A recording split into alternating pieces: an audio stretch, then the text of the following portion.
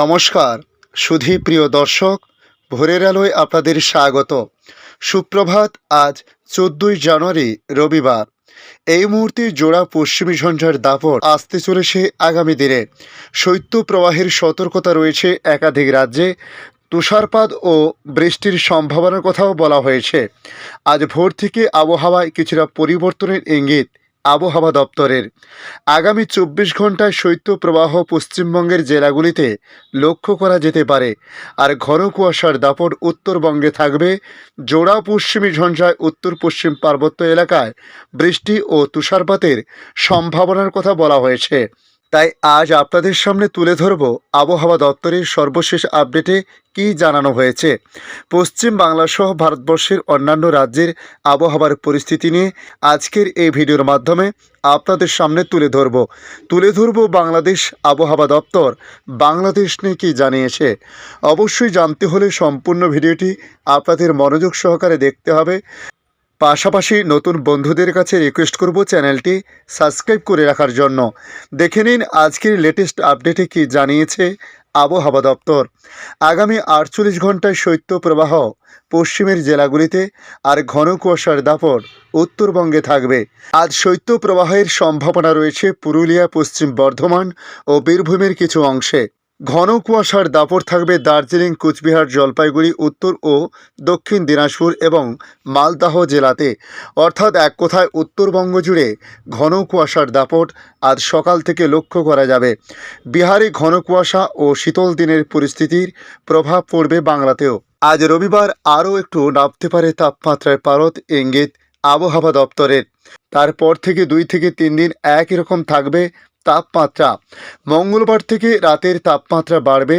কুয়াশার কারণে, মেঘলা আকাশের কারণে দিনের তাপমাত্রা কমতে পারে। তবে মঙ্গলবার থেকে ফের আবহাওয়ায় পরিবর্তন আসতে পারে।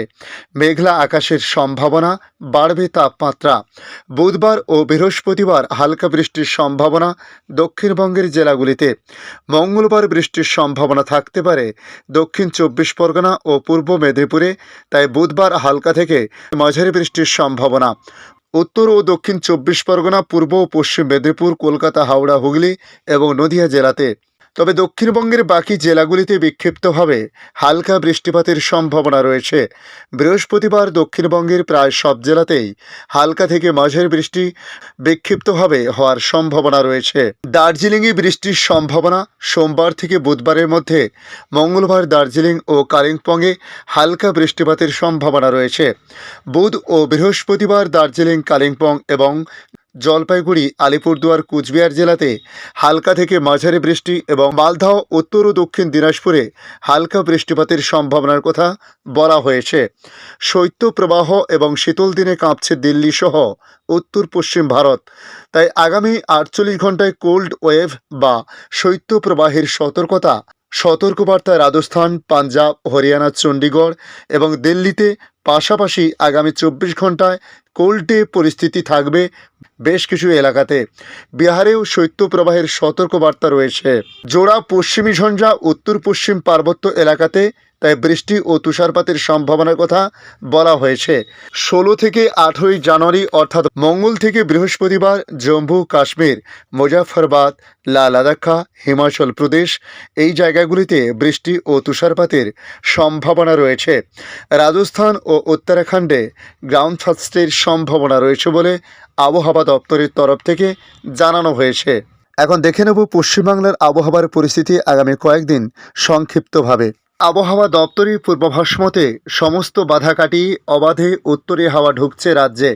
ফলে আজ রবিবার এবং আগামীকাল আরও কিছুটা নামতে পারে সর্বনিম্ন তাপমাত্রার পারদ। তবে আগামী সপ্তাহের শুরুতে আবহাওয়ায় আমূল বদলের সম্ভাবনা রয়েছে বলে জানিয়েছে হাওয়া অফিস। আগামী মঙ্গলবার থেকে দক্ষিণবঙ্গের জেলাগুলিতে আকাশ কিছুটা মেঘলা থাকতে পারে। ফলে বাড়বে তাপমাত্রায় পারদ। তাই মঙ্গলবার দক্ষিণ 24 পরগনা এবং পূর্ব মেদিনীপুরে বৃষ্টির সম্ভাবনা রয়েছে বলে জানানো হয়েছে। বুধবার 24 পরগনা, পূর্ব ও পশ্চিম মেদিনীপুর, কলকাতা, হাওড়া, হুগলি এবং নদিয়া জেলায় হালকা থেকে মাঝারি বৃষ্টিপাতের সম্ভাবনা রয়েছে। দক্ষিণবঙ্গের বাকি জেলাগুলিতে বুধবার বিক্ষিপ্তভাবে হালকা বৃষ্টিপাতের সম্ভাবনা রয়েছে। বৃহস্পতিবার দক্ষিণবঙ্গের প্রায় সব জেলাতে বিক্ষিপ্তভাবে হালকা থেকে মাঝারি বৃষ্টি হওয়ার সম্ভাবনা রয়েছে। দার্জিলিংয়ে বৃষ্টির সম্ভাবনা সোমবার থেকে বুধবারের মধ্যে। মঙ্গলবার দার্জিলিং ও কালিম্পংয়ে হালকা বৃষ্টির সম্ভাবনা রয়েছে।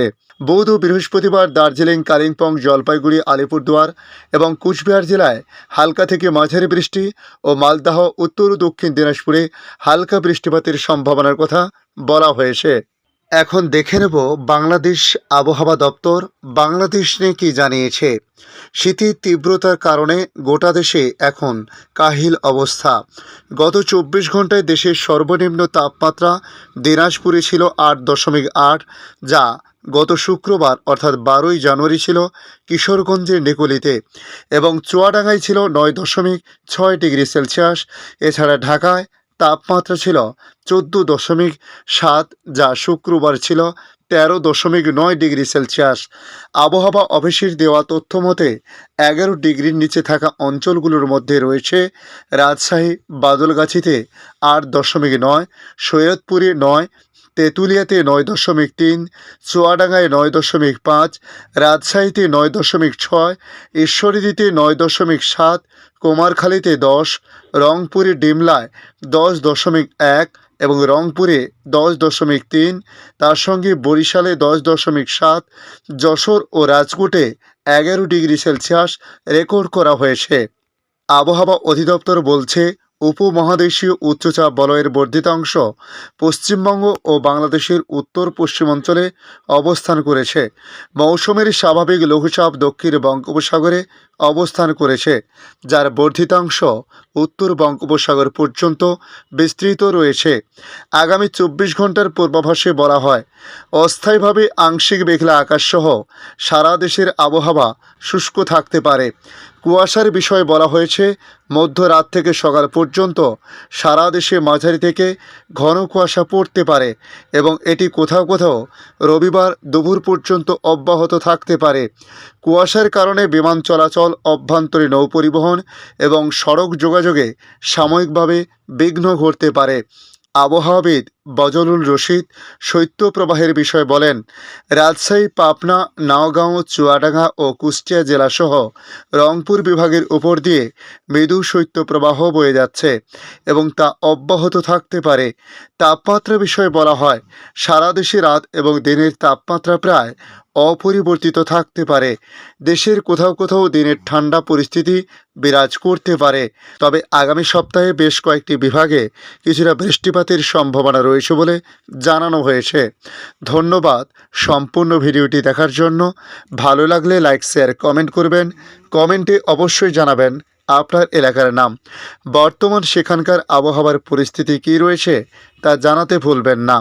পাশাপাশি নতুন বন্ধুদের কাছে আবারও রিকোয়েস্ট করব, চ্যানেলটি সাবস্ক্রাইব করে রাখার জন্য, যাতে পরবর্তী আপডেটগুলি অতি সহজে আপনাদের কাছে পৌঁছে যায়। ভালো থাকুন, সুস্থ থাকুন। ধন্যবাদ।